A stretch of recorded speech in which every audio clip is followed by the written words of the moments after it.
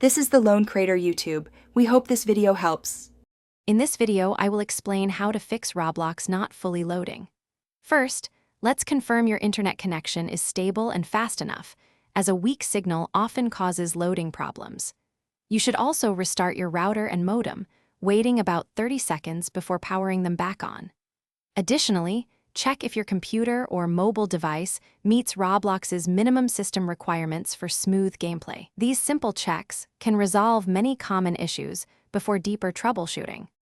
Outdated or corrupted cache files frequently cause Roblox loading failures. Start by clearing your web browser's cache and cookies, then try launching Roblox again. For the Roblox Player application, navigate to your computer's temporary files folder and delete any Roblox-related data. On mobile, go into your app settings, find Roblox, and clear its cache and data there. This often provides a fresh start for the application. Keeping Roblox updated is essential for optimal performance and bug fixes. First, verify that your operating system and graphics drivers are the latest versions available. If issues persist, consider a complete reinstallation of Roblox. Fully uninstall the application, restart your device, and then download and install the newest version from the official Roblox website. This process often resolves persistent loading glitches effectively.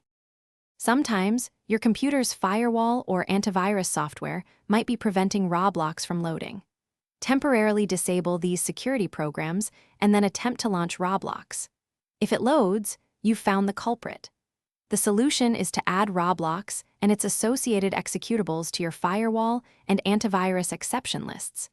Remember to re-enable your security software after making these adjustments to protect your system. Thanks for watching. Consider subscribing if we helped you.